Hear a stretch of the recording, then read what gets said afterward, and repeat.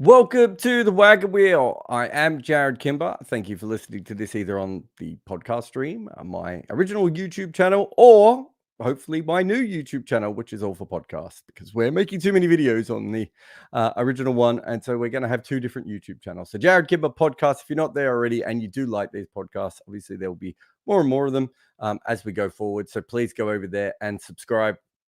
And do whatever you have to do, even if you're not going to listen to it and you just like our channel, it will help us out from that perspective, and we'll see how we go. But in the future, all the lives will be done over there other than the mood board. Anyway, that's housekeeping, but let us talk about all the questions. Remember, if you want to ask questions and you're listening to this live on YouTube, you can contact us via just normal comments. But if you're desperate for your question to be asked, you can do a super chat either on either of the YouTube channels, or you also have the opportunity to support us on Patreon, which means you can pre-order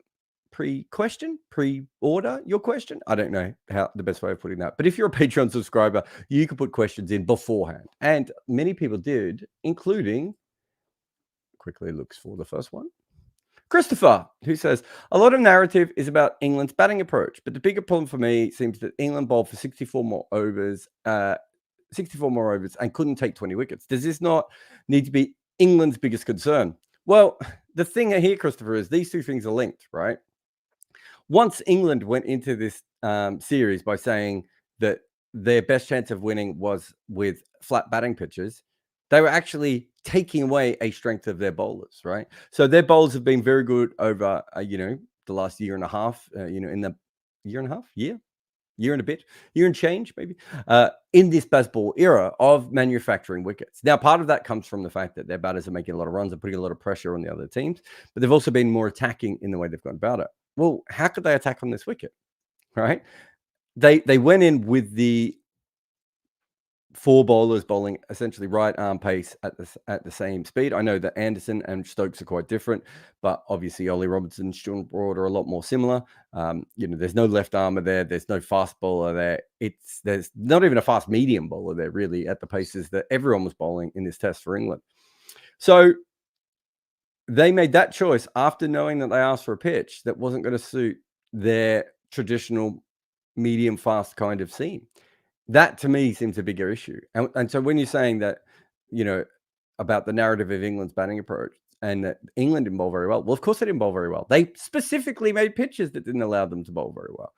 It's a very different situation. And I think what they're trying to do is nullify Australia's skill, which is obviously, you saw when Cummins and Boland were bowling and moving the ball around everywhere for that little session when it was cloudy.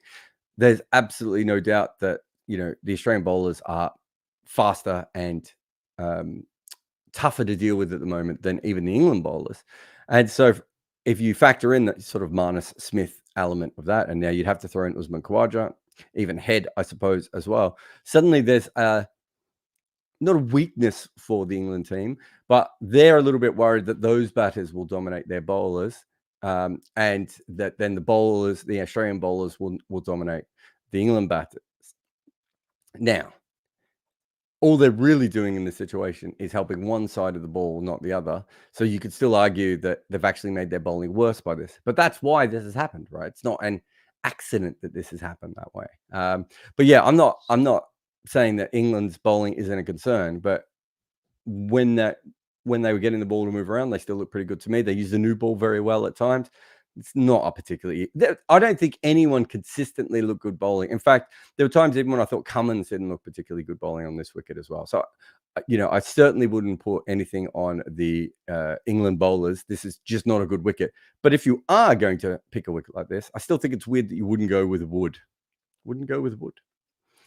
Accidental, but we'll take it. Patrick says, do you think spin will play an outsized role in these Ashes, or was it an Edgbaston aberration? I'm not expecting it to play as big a role as it probably did here. Like, I don't think there are going to be many tests where Joe Root is going to be such an important figure towards the end of the game. I mean, England might have a frontline spinner that can do that role. But the point is, I think he would have bowled a lot, even if Moeen Ali was fit, just because of the kind of bowler he is. That's not something we tend to see that often in English conditions.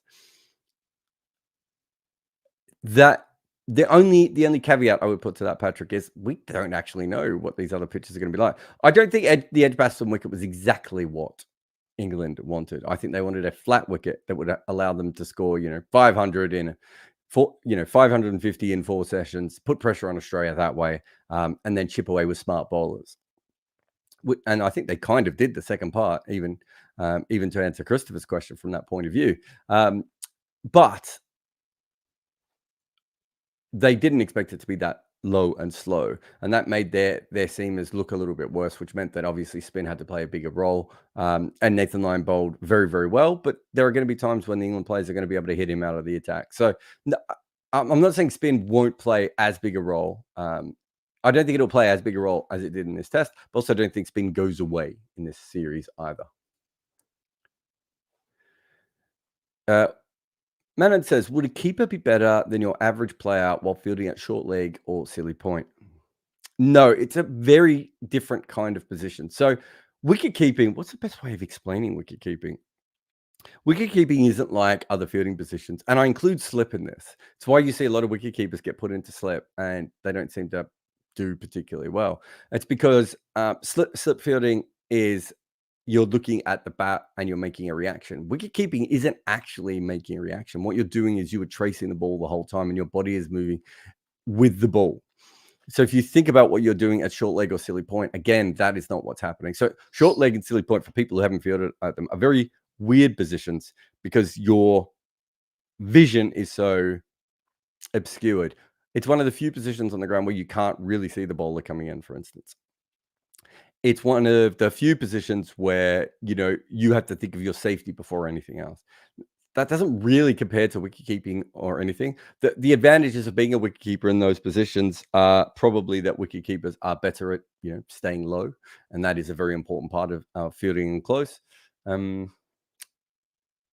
than that, I think most wicket keepers are following the line of the ball and then going with it. When there's an edge, they're exaggerating their movements, maybe diving, maybe moving quite quickly. Whereas I think that is very, very different to what we see with those other fielding positions, which are much more reactionary and everything else. So I've fielded kind of everywhere, including wicket keeping and silly point and short leg, and but slip's my normal position. I don't see a lot of crossover between those positions. It doesn't mean that someone can't be good at multiple positions, because I think that's obviously possible. But I do think that they all require slightly different skills. I when I'm fielding, really like to watch the ball as it is coming in. And so at silly point or short leg, I find it hard to concentrate on the batter and his feet and his bat. And so because of that, I struggle, and I wonder if that is partly because it's an unusual fielding position to begin with, but also because if you field behind the wicket specifically, you're spending a lot of time watching the ball coming towards you and reading what the bowler is doing. So if you're fielding first slip, for instance, and you see the ball start to swing in to a right-hander, I think naturally I will move a little bit to the left, because I think if anything's going to happen here, it's that the wicketkeeper will move to their left, and if there's still an outside edge, it might go a little bit finer, and I need to cover, slightly more ground between the two in that sort of situation. Silly point and short leg, other than really picking up on the batter's footwork, which is an art in itself, it's completely different. Interesting question, though.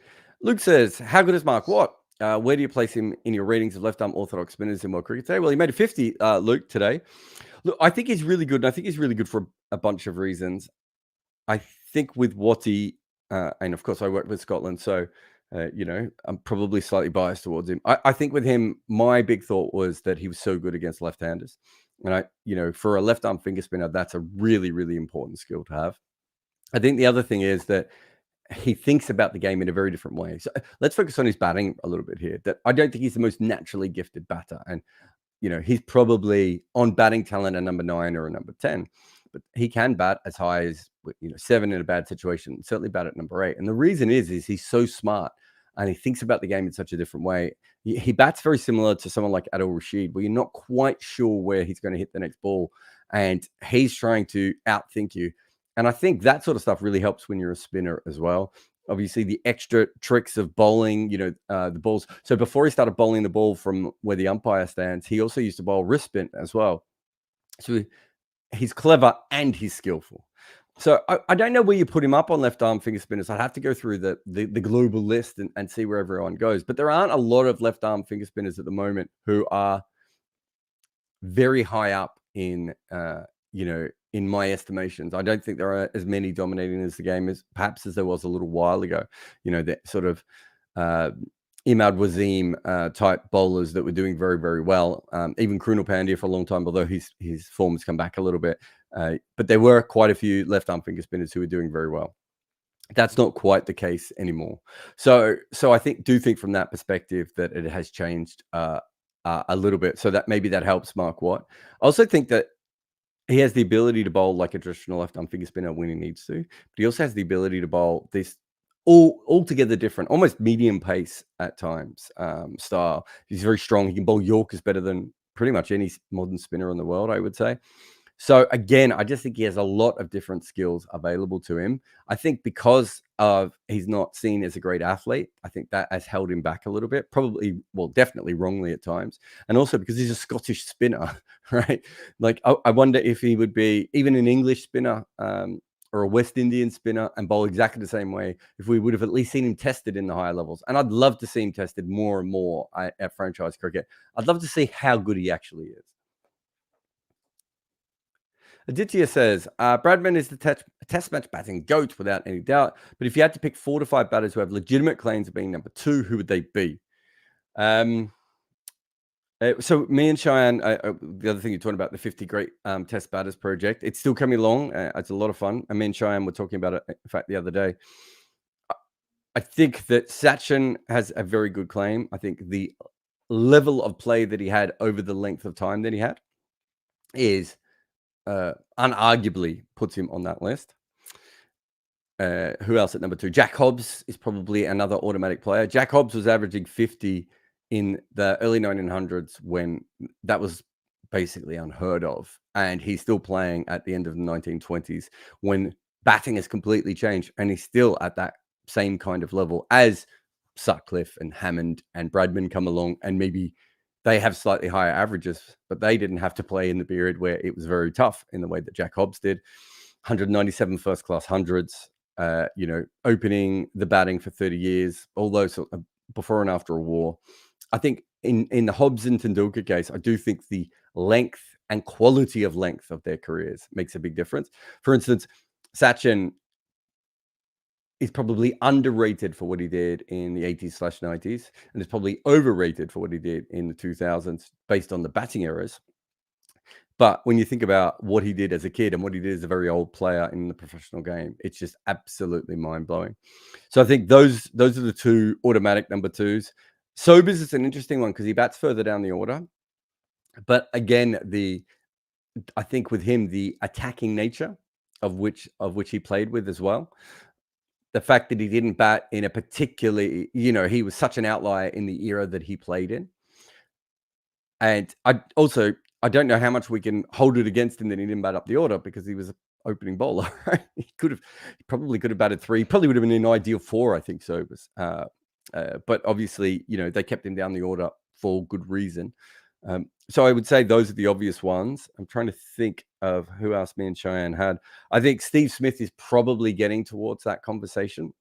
I don't think he's number 2, but if you're talking about, the 4 to 5 players, I think if he has let's say he has another 3 years of, plus 55 batting average, considering he did it in a great batting era and then did it in a terrible batting era, it would be really hard not to have him in that conversation.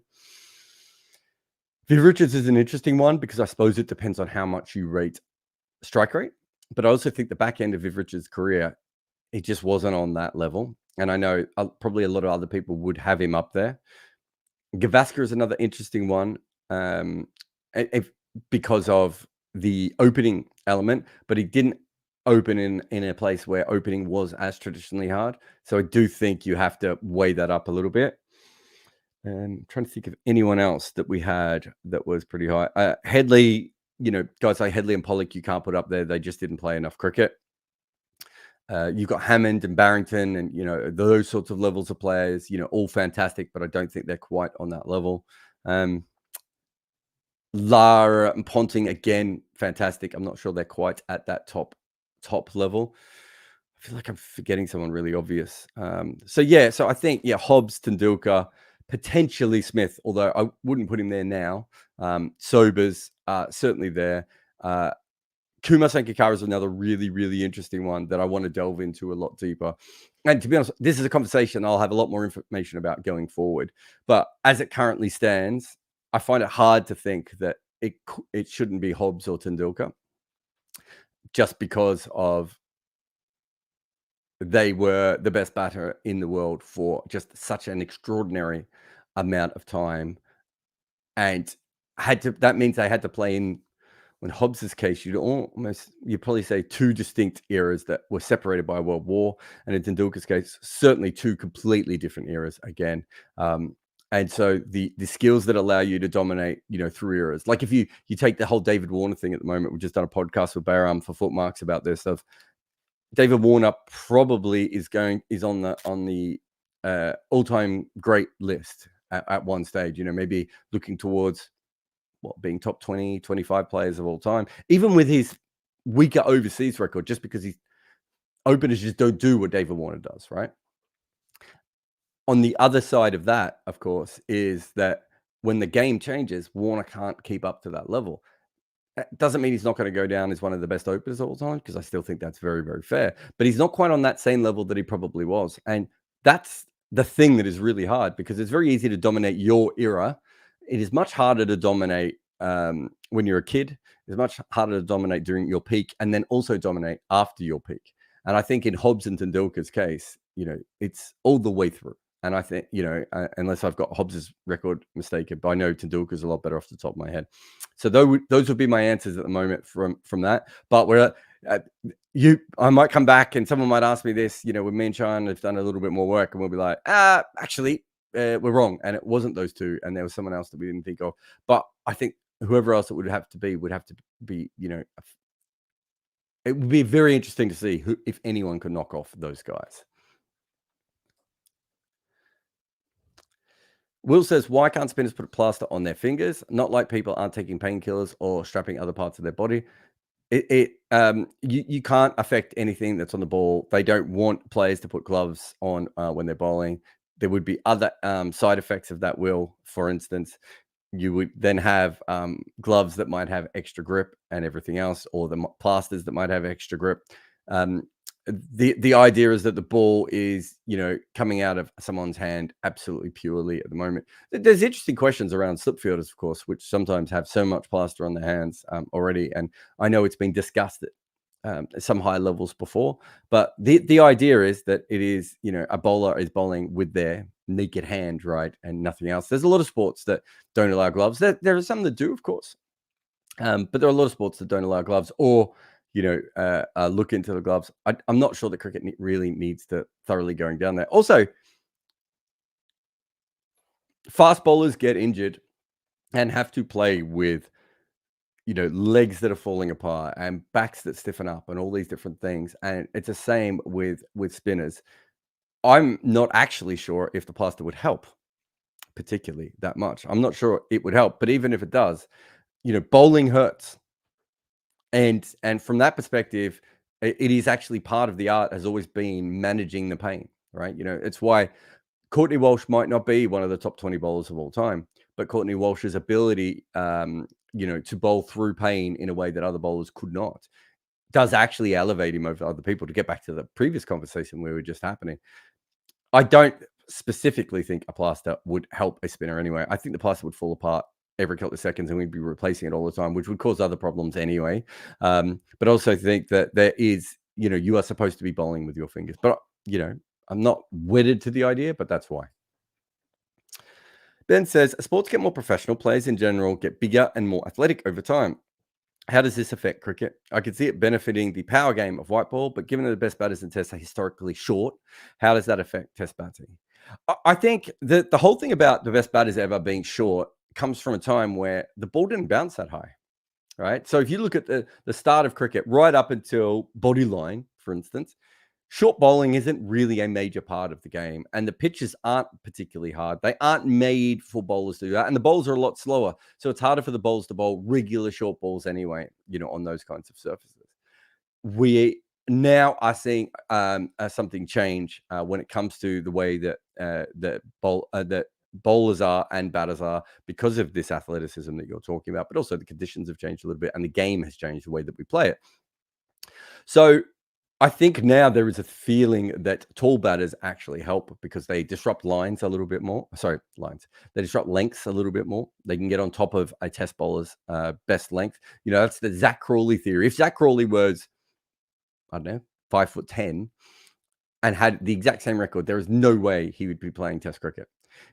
The big part of Zach Crawley is that because he can drive Shaheen Afridi's best ball for 4, that actually puts him in a situation where he is more valuable. So we are seeing athleticism come into the game from that point of view.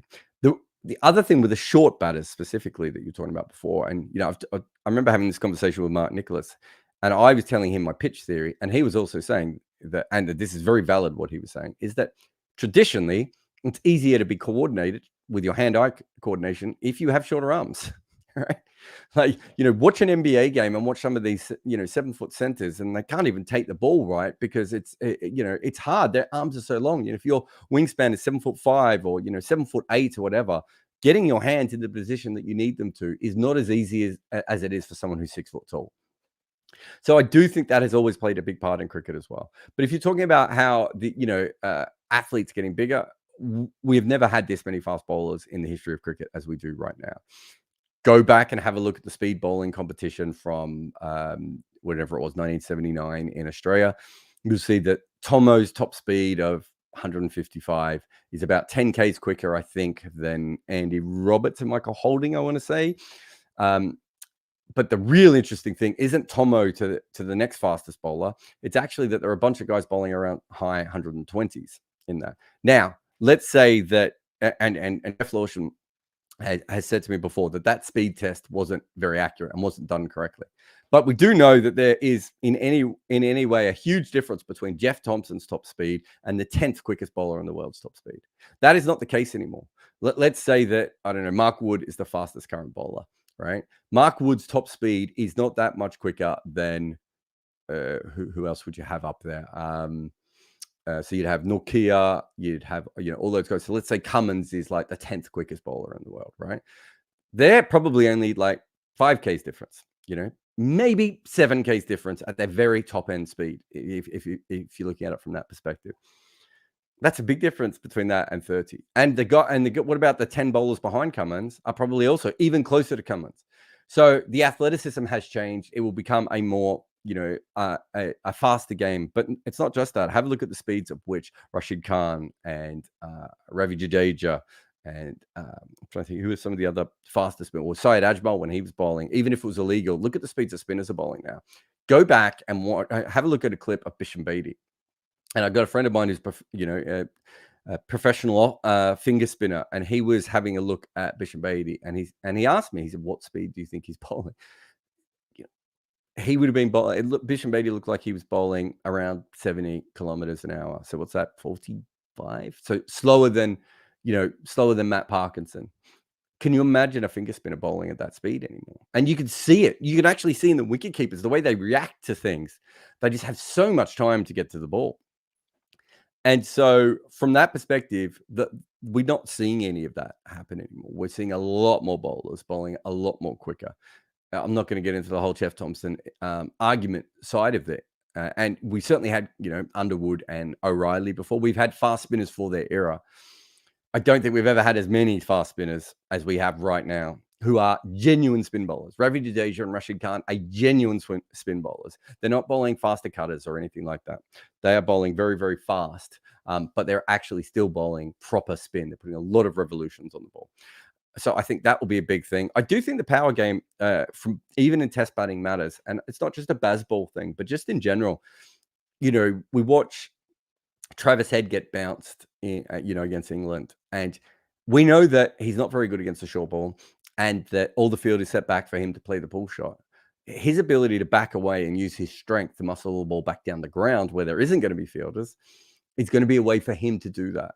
The same with playing a spinner and you're struggling against a spinner and your ability to, hit sixes and put pressure back onto them. The physical side of all that matters, the physical side of fielding. So, yeah, I do think that Test cricket will be affected. It'll be affected just in different ways, but I certainly think it will be affected. Simon says, talking about Sunday evening at Edgbaston, various journalists have said things like overhead conditions helping seamers. Surely this is wrong, as seam movement is about what happens when the ball is briefly on the ground. What things do affect the amount of seam movement available to bowlers? Look, so this still hasn't been tested correctly. I was hoping that with all the Hawkeye data that CricViz would be able to kind of seal this one way or another. And I've certainly played a lot of cricket in sunny conditions where the ball swings and for long periods of time, that I'm at least skeptical of some of this. I also think that in general, the conditions in places like New Zealand and England also protect the balls a little bit more than they get protected in, India and the West Indies and South Africa and Australia and Sri Lanka and those places. So, I think there are very, very different things to play. What I would say is that the most seam movement I saw in this game, and this isn't a Hawkeye thing, but the most seam movement I saw in this game was when it was cloudy in that session. That could have just been that the lacquer was coming off the ball a little bit, and there was the Australians were also swinging the ball a little bit at that point. But Scott Boland was moving the ball 2 and 3 times as much as he was when there wasn't cloud. The truth is that science is going to be the only thing that can truly answer this, and I'm not sure there's ever going to be enough money in the answer. I always thought in the early days of CricViz, it's something they should have invested a lot of time in, because kind of if they could solve that, and every newspaper in the world writes about it, then that's a good way of selling themselves as a company. But there's been a lot of changes at CricViz over the years, recent times. But I just don't think that's a priority for them anymore. And maybe it was going to cost them too much money. I don't know.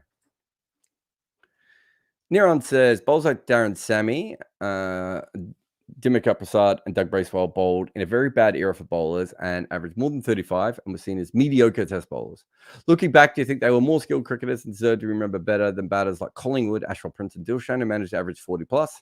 If they played now, I feel their legacies would be reversed. Yeah, I mean, this is the history of test cricket, right?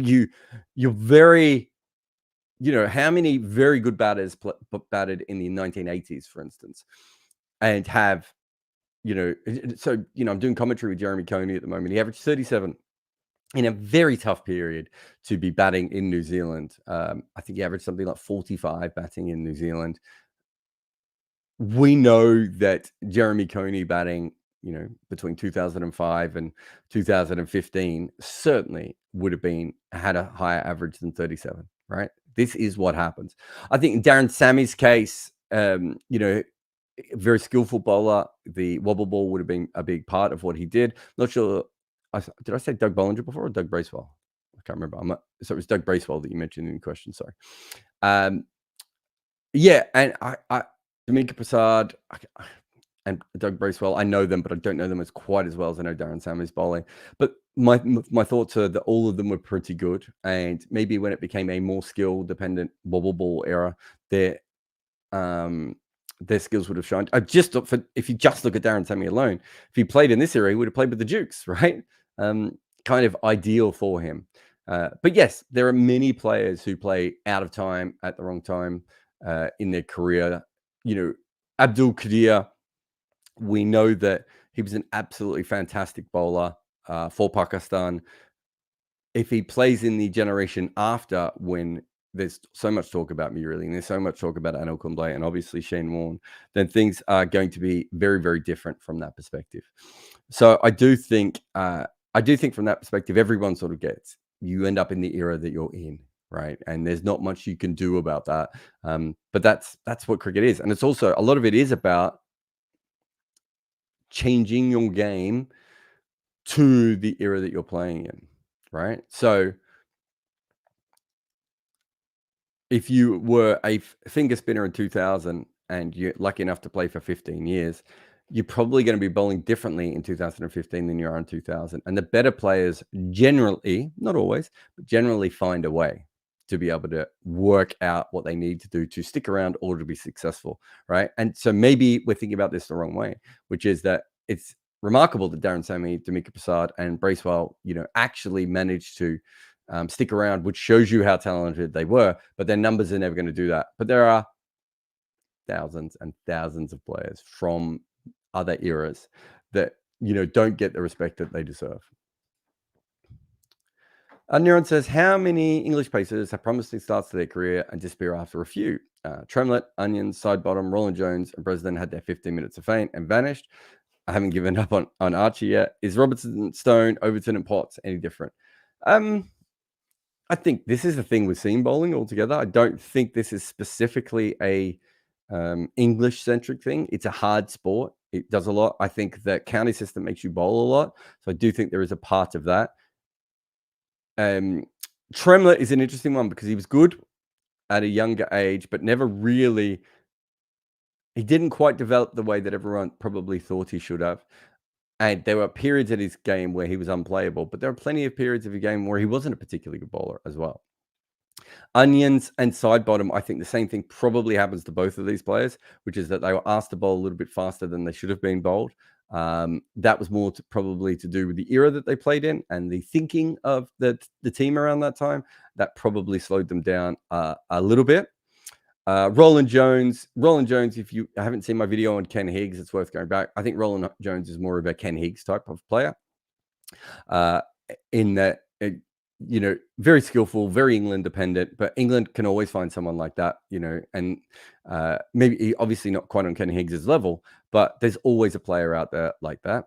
Bresnan was injured, wasn't he? Bresnan's thing is the elbow. I think it's an elbow. And he just slowed down a lot. And, that can happen to absolutely anyone. So the point is that these things happen quite a bit. Look, if you go back to Australia of, I don't know, let's say 2005 to 2014, there, Mitchell Johnson came and went from that team. Ben Hilfenhaus was picked, and probably when he was bowling 90 mile an hour outswingers, by the end of his career, he's probably bowling 80 mile an hour ones. Peter Siddle hit Gautam Gambhir first ball on the head, I think, in Test cricket, bowling in India. He was an out-and-out fast bowler, and by the end, military medium.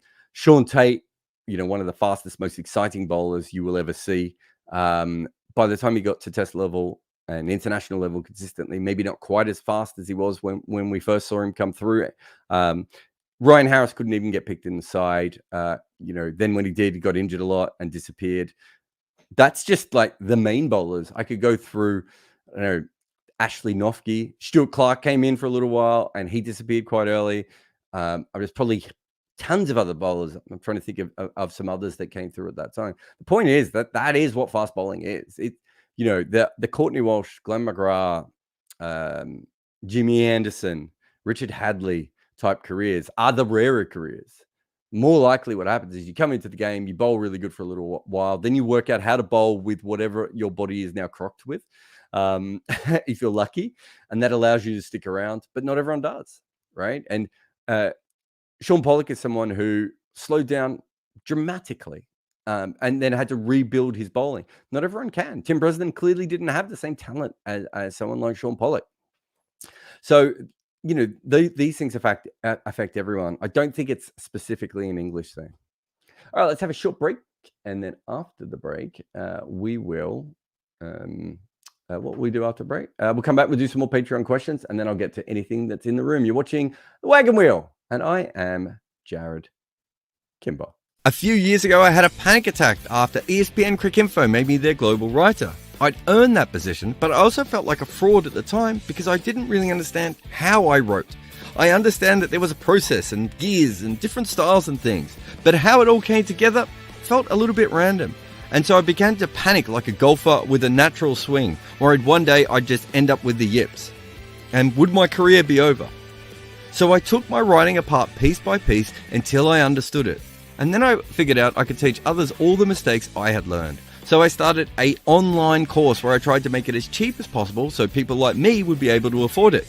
It's called Fans with Laptops, and heaps of people from around the world have used it so far, from first-time writers all the way through to professionals trying to improve. I started with a simple plan to make each writer the best they could be. And from the feedback I've received over the years, it seems like the course does that. But after COVID, my career changed. I came to YouTube, started podcasts, wrote emails, and formed a new career on my own going forward.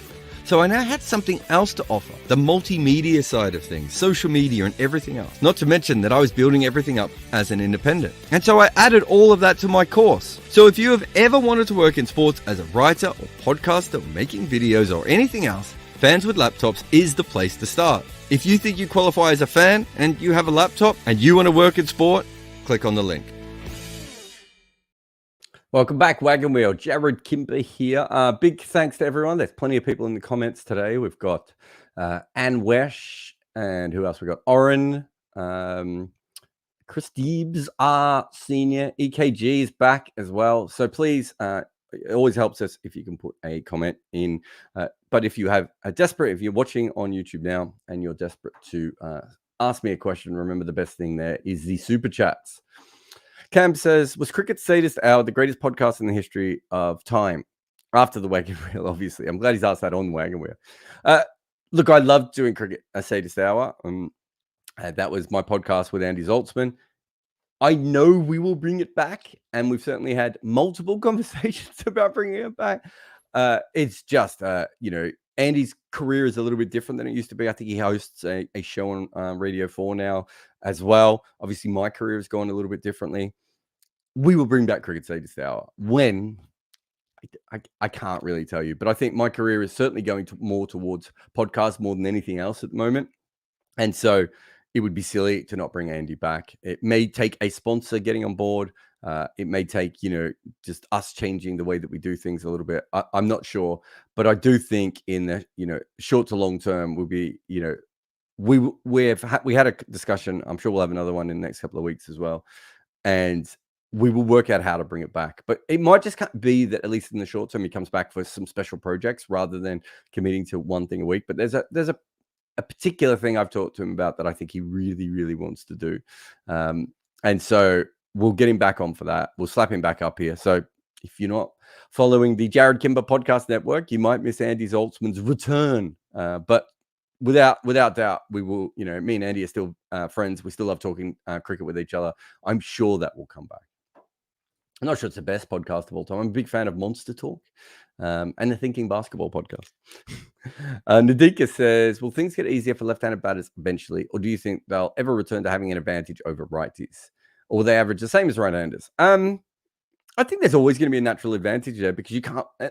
The only way there wouldn't be a natural advantage is if there are lots of dads out there like me, or mums out there, or coaches out there like me who train their children to bat left-handed even though they're not natural left-handers. That would be the only way that people will get used to bowling to them. But until there's a point at which when you play club cricket or junior cricket or street cricket and 50% are left-handers and 50% are right-handers, I can't see how left-handers won't have an advantage.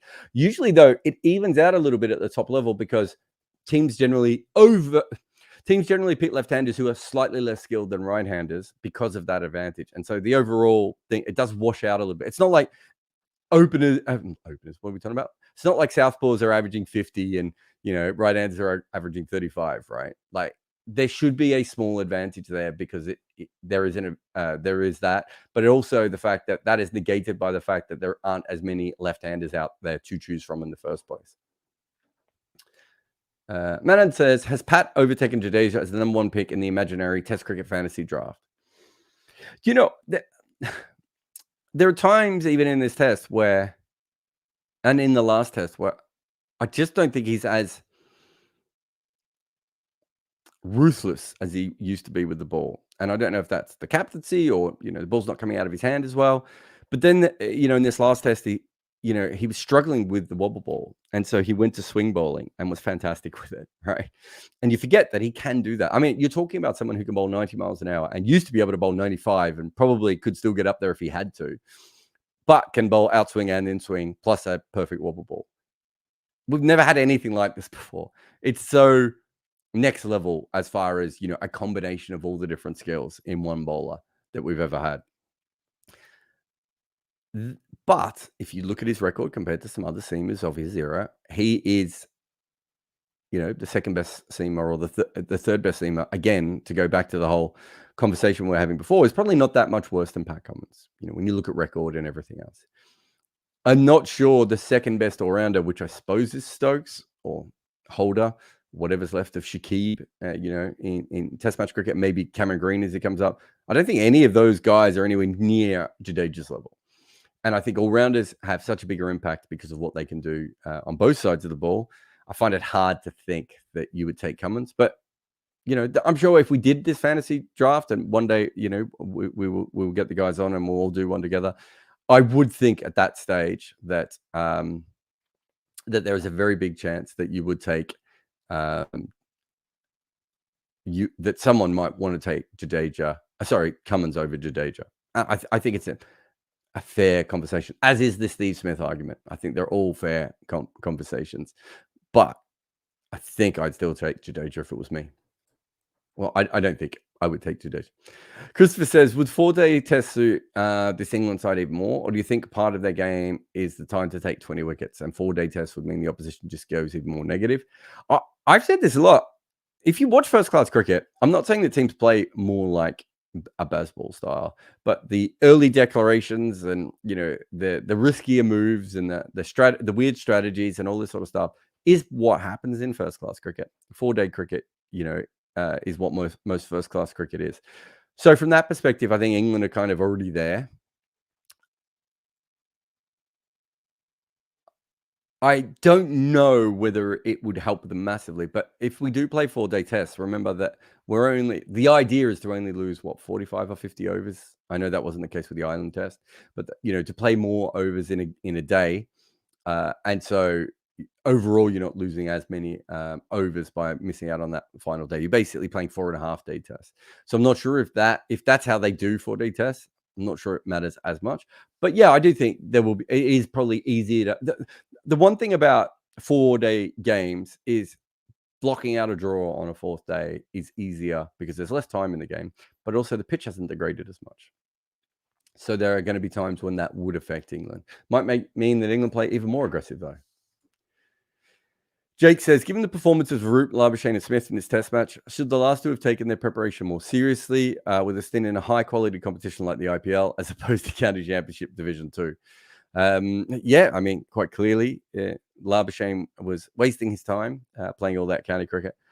I think the Labuschagne thing is really interesting but funny question. But I'll just, one thing I want to say on Labuschagne, I think it's really interesting that England have found a method, and it's only worked twice, and Labuschagne will have a counter to this method. But England have found a method that I haven't seen another team try, which is the sort of over pitching to him, knowing that it's going to be wide and that he wants to hit the ball, and that when it's fuller, he will sort of push at the ball. It's really interesting of how he reacts to that from that perspective.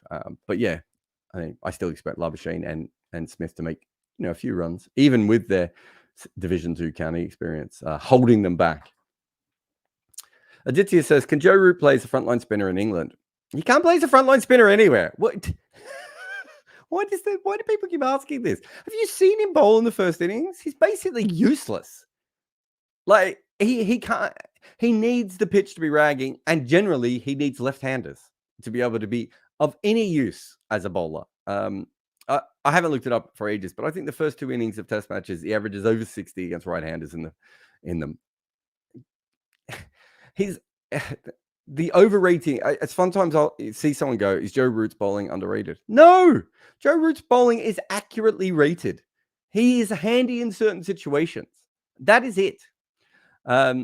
If so, can he move to 8 in place of Moeen, Brook at 4, Best at 5, and Folks at 7 with gloves? Yeah, I mean, even if he was a frontline spinner, which he is not, he's never gonna bat at 8. They'll keep him up the order. He could bat at number 4 and still bowl quite a few overs. I think he's fit enough to be able to do that. I don't see an issue there. But he's not a frontline spinner. He will never be a frontline spinner. Certainly not in England. Ian says, everyone loves the passion of the Ashes, but do you make yourself look an idiot if you try and give a send-off to a bloke who's just scored 141 against you? More generally, do you think it has a positive effect for the bowling team in future, or just makes the batter even more motivated not to get out to them? I wouldn't be too worried about that, although, we do know that comments can focus players and all that sort of stuff, but they can also go the other way. I think if I was Ollie Robinson and I had a questionable history when it comes to race, that's maybe not the player I would talk to. Also, Usman Khawaja is not a shit stirrer. I'm not saying he doesn't have words for people and he's not involved, but on an Australian level, it seems like a weird player to target. On top of the fact that he has made 140, I don't think in general you should be sending off somebody who's made 140. I don't think it's a good look for you. I don't think it's a good look to make it personal. I don't think it's if the only way to get them out is with like 6 guys in the Yorkshire wall around the bat, and you've happened to slip a Yorker through him while he's run down the wicket and tried to squeeze you through point for 4. I just, I think it tells you a lot about Ollie Robinson. I remember we're having this conversation with someone about, the fact that he has been in trouble for, racist comments before, sorry. And the fact that Usman Khawaja has made 141. Surely you just wouldn't do this. And the other person said, yeah, but Ollie Robinson's not very smart. And some people are just not very smart, right? And athletes do get caught up in emotion, in the emotion. I found the other side of it is really interesting as well, that Australians, suddenly clutching their pearls. Look, this Australian team's been behaving much better of recent times. There's no doubt about that. But Mitchell Stark's out there. I remember Mitchell Stark screaming in the face of, I want to say Karen Nair, right? Told him to F off, if I remember the words correctly, right in his face in I want to say Bangalore, but where was it, Bangalore?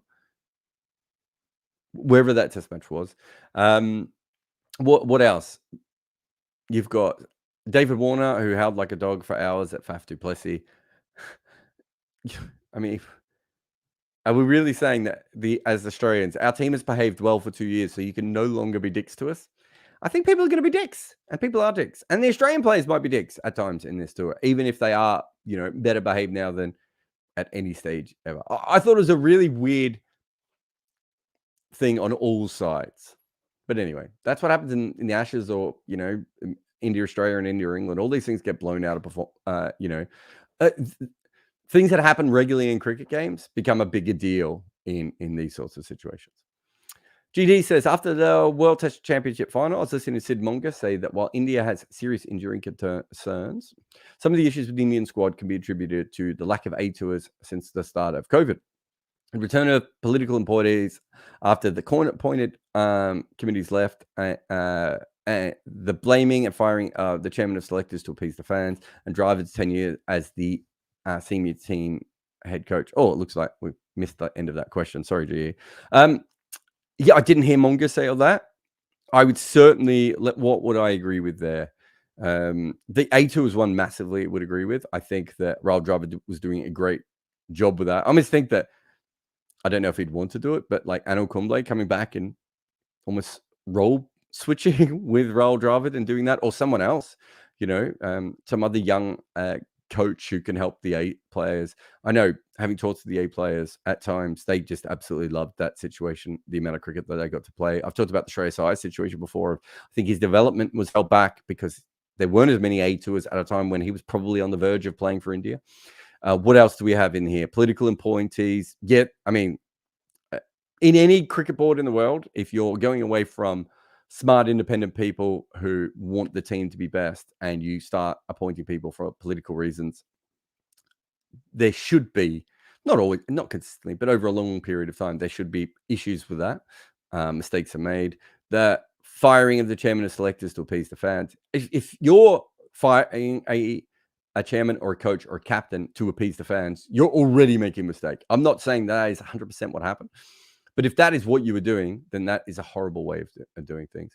So, yeah, I do think that I do think there are several issues with Indian cricket. But having said that, I don't think they were particularly bad in this World Test Championship cycle. I just don't think they're as good as Australia. And even a full-strength team against Australia, I still think Australia might be slightly, the pitch favoured Australia as well. And so I thought that, all things considered, they were just the better team in that. But you can, maybe all these things are playing a part. I don't think that's an unfair way of looking at things. And GG says, got another one. Please rank these from the least likely to cause England's defeat. Premature declaration, Khawaja's determination, Moeen Ali's disintegrating finger, Stokes' dodgy knees, England's dearth of a short ball enforcer, or add your own. Who is Mark Wood replacing? Do Potts and Tongue come into? So the least likely. So the declaration probably is the least likely thing to cause England's defeat. And I know that's going to sound weird because it's probably going to get blamed the most. But the reason I'd say it's the least likely is because I think if they bat it on, it's more likely that a draw happens than anything else in that particular game. And also, if they did bat on, you know, the shape of the game might have changed. What if they put on 50 or 60 more runs, right? What if they went out next ball anyway? We don't really know. So I'm not too worried about that. Khawaja's determination, I think we have to say, as fantastically as batted, that was a pitch that was really well suited to Usman Khawaja. Would England have thought when they were making a pitch like that they were playing into the hands of Khawaja? Did they plan as well to Khawaja? So the determination is really interesting. During the game, I'll probably make a whole video on this, but they made a fielding move against the spinners where they put someone straight back, which really changed the way that Khawaja batted. I felt like, and they then also started bowling over the wicket to him when they'd been bowling around the wicket to him. I just found that they made a lot of errors where they just hadn't thought of him that much. Maybe they watched him bat at the Oval, the week before where he didn't look particularly special. I don't know. But my point would be that I think that was, I think the determination was great. And obviously you need that in order to make runs at any time. But there was other things there. Moinelli's disintegrating finger, I just think that could have been worked better. He bowled an incredibly long spell to start with. And I don't think he necessarily needed to bowl that long spell. But this is part of the problem. And this goes into Stokes' dodgy knees, right? I think me and Bayram did a podcast where like, if Stokes is not an all-rounder, or certainly can't bowl as much anymore, or can't bowl the way that he used to, that really changes England's team. And so you go into the fact that they didn't have a short ball enforcer. Well, who would that have been in this kind of team? Usually it would have been Stokes. So can they go in with the 3 medium fast bowlers anymore? So Stokes' injuries or, the lack of bowling that he can do really makes a big thing. What else did you have here? So I won't go into the Mark Wood Potts tongue thing because we don't know what the next pitch is going to be like yet. But so what is the least likely to have caused England's defeat? I think that is probably the declaration. I think Khawaja, the lack of good plans to Khawaja is much more important than his determination. I think Moinelli's disintegrating finger played a part. But having said that, I thought he might take a lot of wickets in this test match because Australia would attack him more. If he was fit, I suppose that happens, so that changes. Stokes' dodgy knees certainly plays a big part. Yeah, but that is linked to the short ball enforcer. So I think I'm least worried about the declaration. I'm almost most worried about the Khawaja lack of plans, which they will fix going forward. And then the other thing is that because of Stokes' dodgy knees, England's didn't have a short ball enforcer. I think we saw that was something that they definitely needed. They got away with it in the first innings. I wrote an article about that and made a video about that. They didn't get away with it in the second innings. All right, that's the end of Patreon. I will take a quick break here, and then after the break, we will get to anything that's in the chat. So if you have a super chat, this is the time to do it. You're listening to Wagon Wheel. I am Jarrod Kimber. Let me tell you a story. When I was a kid, people would ask my dad if he wanted me to be Viv Richards, and he always said no. He wanted me to be Boycott, because apparently he liked boring things. But anyway, it turned out I could be neither. But thanks to Bodyline t-shirts, I can wear clothes showing both players. The Boycott Stick of Rhubarb is one of my favourite t-shirts. I really like the design. And it's not the only one I love. There's also a WG Grace one where he's in a pedalo, which is a part of my everyday wardrobe now. But there are heaps of other cool shirts on this site, and you can search for them by nations or type, and they seem to add to them all the time. I'm a big fan of the Court Marsh Bold Lily in the Australian collection, and there's also a lovely Morning Everyone in honour of Richie Benaud's great greeting. The English area has the Fast Leg Theory shirt, which I think is a ripper. There's a couple of great West Indian ones I love, including this simple Viv Richards design, and a couple of Capel Dev t-shirts in the Indian section that I simply must have. I'm not saying that Bodyline t-shirts will have something that you will like, but I will say this: they got me to wear a Jeffrey Boycott inspired t-shirt. And that in itself is a minor miracle. All right, welcome back, Wagon Wheel. I'm Jarrod Kimber, and I'll just finish us with some questions from the room. I have to click on them, don't I? Especially just to make them easier to read. Surosh says, the consensus seems to be that the first test pitch was not the was not the best. Pack 2.0. But I can't shake the feeling that the reaction to this pitch hasn't nearly been the same as the Pakistan pitch. Thoughts? This was nowhere near as bad as any of the Pakistan pitches. What are we talking about here, Suraj? Did you watch it? Like, wickets fell regularly, right? I would say that weirdly enough, I mean, it was a flat batting pitch where the bowlers had a chance of getting wickets. They didn't have a chance of getting wickets conventionally from an England point of view, conventionally, slips and those sorts of things. It probably lacked pace, especially, I'm not saying edge batsmen's a particularly fast pitch, but it certainly lacked pace. I have no problem with this getting a one-off demerit point. I don't think it's quite that bad to get it, but I would have no problem with this getting a demerit point. But I've watched a lot of cricket in Pakistan. This is nothing like... There were no times when you thought, oh, these guys could bat forever and not lose any wickets. Even when, I don't know, what were the best partnerships? Khawaja Head. Thought, not Khawaja as much, but I thought Carey and Head looked like going out. Root and Khawaja. Actually, maybe the Root Bairstow partnership would be the other one. Although even my memory of that is that they were, chances there. I thought Root and Khawaja just batted perfectly, and both teams bowled badly to them. Didn't come up with good plans. Didn't put fielders in the right positions. All those sorts of things. But no, I didn't think this was anywhere near as bad as some of the Pakistan pitches. The Pakistan pitches were unfit for Test cricket. There was no stage where I thought this was unfit for Test cricket. I thought England asked for a batting pitch. The groundsman tried to give them a batting pitch, and it went wrong, and it wasn't a good pitch. And they probably might get a warning. The ICC might say it wasn't great, but you could still get wickets on this. I think from a cricket perspective, you'd say was it always a good spectacle? Maybe not. But I don't think it was so heavily weighted in we lost what? I want to say the best part of it, I don't know how many overs we lost altogether, but maybe, 60, 70 overs in this game. And there were still 36 wickets taken. It's not like they came all at the end or came all at the start. It was pretty regular all the way through. So bowlers were genuinely interested on that surface. They had to bowl differently. They had to bowl with different fields. I think if you're an England cricket person, you might think to yourself, is that the kind of wicket that we want to watch or, encourage? Probably not. But no, nothing like the Pakistani pitches. Come on. Some of these Pakistani pitches, Suresh, you and I wouldn't have gone out on. Kyle says, who looks like the bigger loss for England, Archer or Leach? Archer by a considerable distance, Kyle, because Leach is a left-arm finger spinner who would be bowling against a bunch of left-handers, and we already see he's had a problem with that. I think he's a much better bowler now than the last time he went up against Australia. Plus, he would have got some purchase at least on that wicket. But Archer is the perfect bowler for English conditions in Test matches because he allows them to have a very, very fast bowler who can also, when the ball's moving around, be very, very skillful. And it'd be fair to Mark Wood. Mark Wood can only do one of those things. And that's the problem. To be fair to Mark Wood and Ollie Robinson can each be very, very good at very different ends of the spectrums.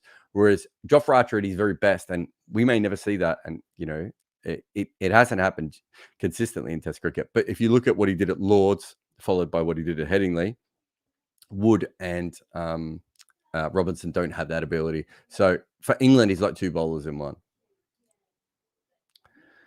Max says, if Boland or Hazelwood are going to leak runs anyway with these fields, why not pick Stark? As his strike rate is amazing.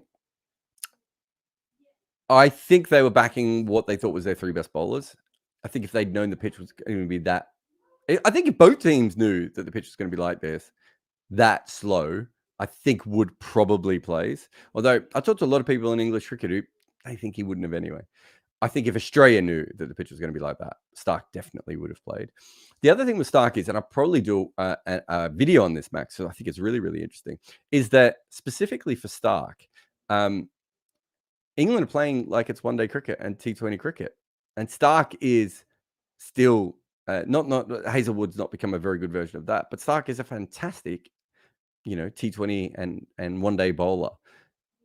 And so I do wonder from that perspective if later on in the series, they'll think about it more from that perspective, which is, I think you and I are coming at this from a slightly different perspective, Max. But I think that the basic principle there is that they would have done that. I think the real thing with Stark was that he went it over 5 runs and over against India, and that really spooked Australia. Shramana says teams do gestures like black armbands frequently. Australia do native rituals, and England men and women mourn the Queen. Who plans and approves these? And what if the opposition refused to take part? The opposition would almost never refuse to take part, because then you would refuse to take part in their ones. So I think even, I don't know who would be the country, maybe Ireland or Scotland, with the Queen, might have been an awkward situation. But there would be a way of doing it that would placate both teams. The kneeling salutes that the West Indians did. There was always conversations there. I think teams understand that countries are very different in the way they go about things. Who plans and approves these things? Generally, these are team-led, right? It's not always the case. Sometimes the board will say we have to do this because of this. But very, very generally, it is team-led that it comes from that, especially when it comes to black armbands. If you're talking about bigger things like the murders that happened in, I want to say Manchester. I think I've got that right. Was it? No, Nottingham. Sorry, the murders that happened in Nottingham. That may not have been team-specific, but the players talk about all this sort of stuff all the time. And so from that perspective, they could do that. But I think it would, it's a bit like going to someone's house and complaining they've got, religious stuff on the walls if you're an opposition team to do that. That's not to say that you can't do it. And if you're asked about it, you wouldn't have a very valid point. But I do think in general, that's why we see those things.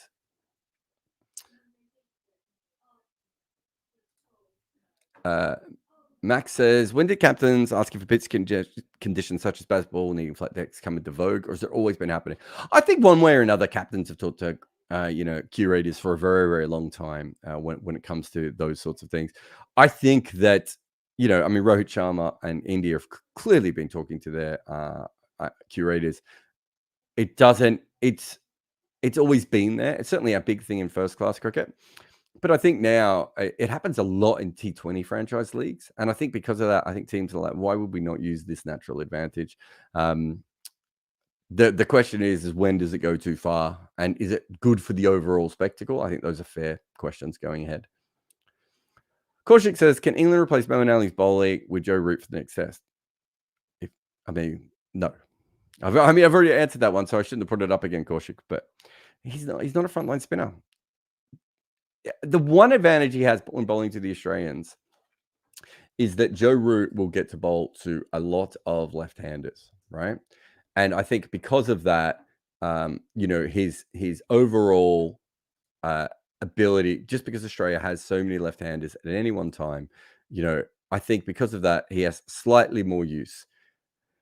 Against Australia, he goes at 3.5 runs and over while averaging 42, right? In England, his average is 45 while averaging 34 with 20 wickets. What are we talking about here? He's not a frontline bowler. He's not going to bowl.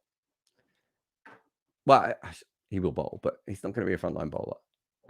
What they might do is just go all seam, which I think is possible, and then he will be the spinner, and we will see, 10 to 15 overs of him. And then maybe if he gets another pitch like he did at the end, I thought, so that second innings when he's bowling to Australia, that's the kind of conditions you want Joe Root to bowl.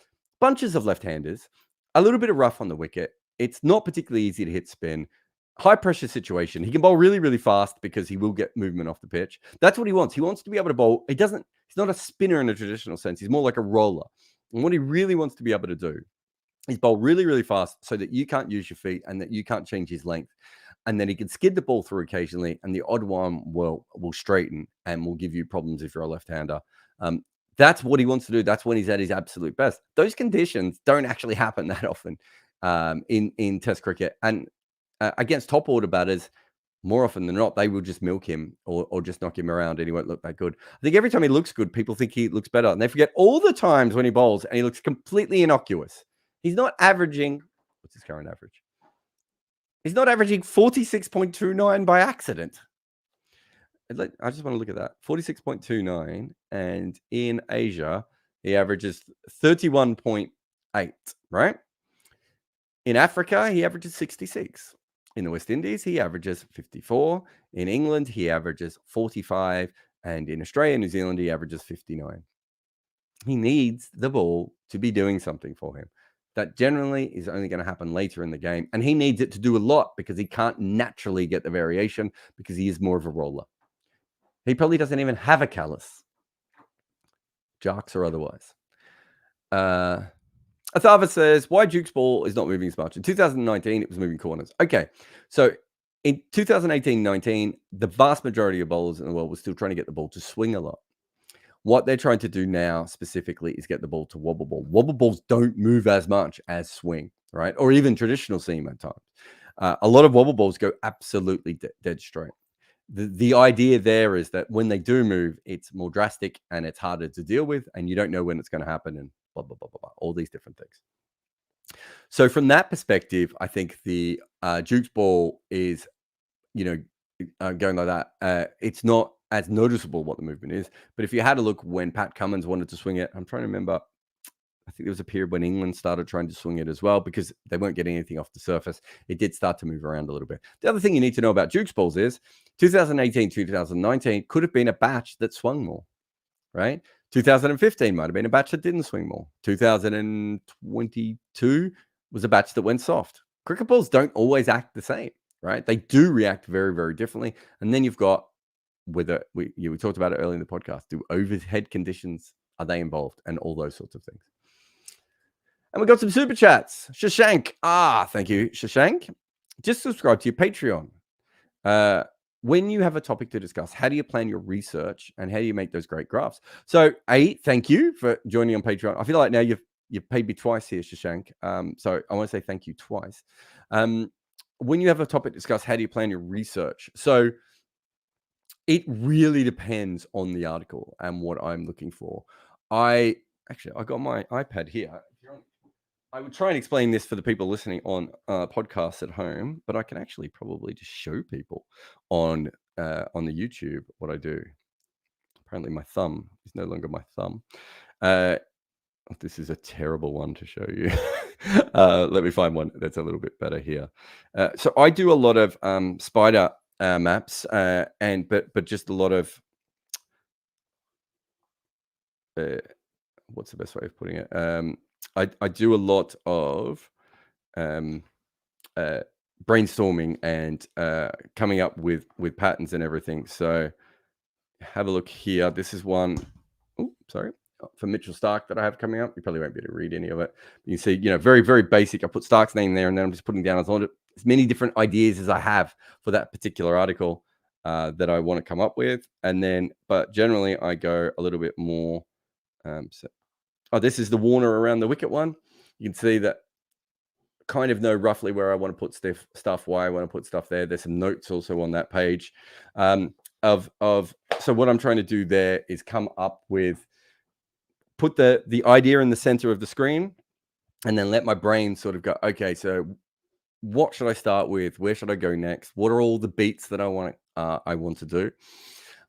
Once I've come up with those sorts of things, I've also got a whiteboard behind where I'm filming. Here is a big whiteboard the size of my wall. I put up a bunch of stuff there and do exactly the same thing. Sometimes I use my iPad, sometimes I do it there. And I just want to get the ideas out. So, okay, so I'm running about Warner. Okay, so I want to do other left-handed openers. There's the whole Ben Duckett thing. Who's been good, who's been bad? When did it change for him? Has it changed for everyone as much as it's changed for him? All these sorts of things. Then I go about and go, okay, well, these are my points and my interests.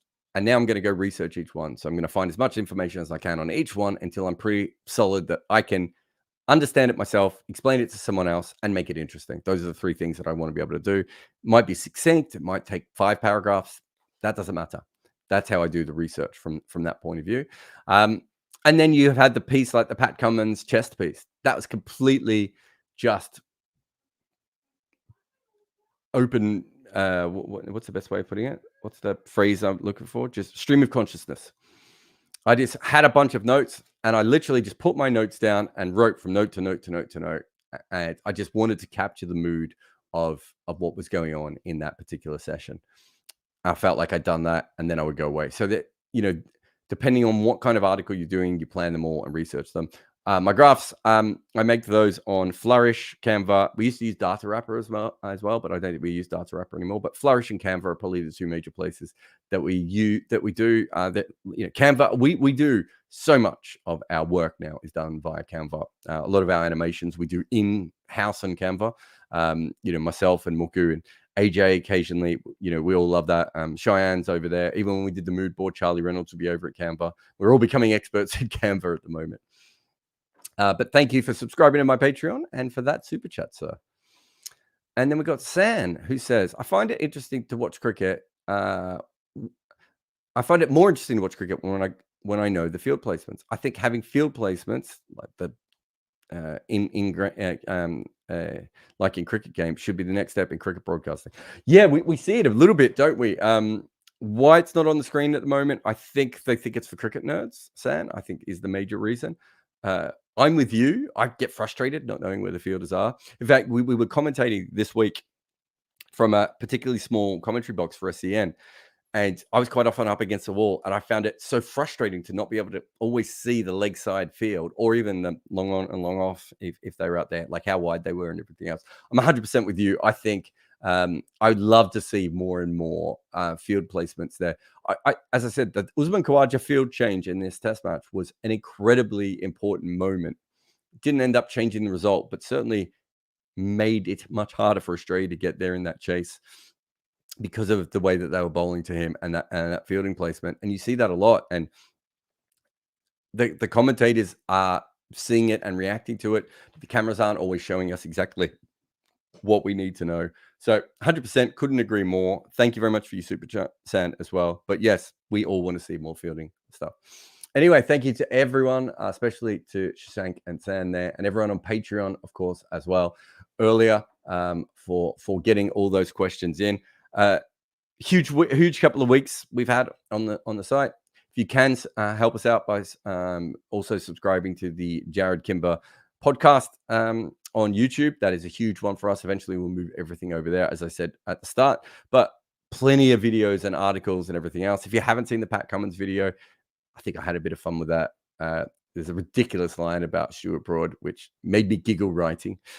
So hopefully you enjoyed that as well. But, plenty of stuff coming. We've try and get some World Cup qualifier stuff. I'd love to go through Sikandar Raza's innings. I thought Zimbabwe looked impressive there, but it's just a matter of time as well. And, it's I basically haven't slept since the test match last night. So doing everything we can, but thank you as always for everyone's support. Remember, you can follow us right across all the social medias. I'm kind of everywhere at all times. But thank you very much. And we will see you again very soon. I'm trying to remember. We've got a bunch of other podcasts coming up in the next couple of days. And I've got one more video on the main part of the Ashes test. I should, that's something I wanted to talk about overall. But there's also, I've half done a video on Stark. We've got another video probably on Usman Khawaja and England's new fielding positions. We've got a Steve Smith one that's really cool. And I've got a bunch of big features that we've been doing for the Ashes, which a couple of which are not that far away as well. So huge thanks to everyone, and we will see you again next time. If you like what we are making here and you want to know if you can help out, well, you can. On top of asking super chats on our lives, you can also support us through Patreon or buy me a coffee. The more support we can get, the better and more videos we can make. On Patreon, there are plenty of other things we offer too, like a Discord server, the chance to ask questions directly, AMAs, and early versions of our recordings. This channel only exists because people like you help support it. We have to buy equipment, software, pay wages, and my mortgage, I suppose, just to make this stuff happen. And if you don't have any money available to spend, it isn't just your money we want. Shares, likes, retweets, comments, subscriptions, the little bell icon thing, all of it. They help us build and become more professional, make more videos, better videos, all that sort of stuff. So thank you for watching everything we make and for all your support so far.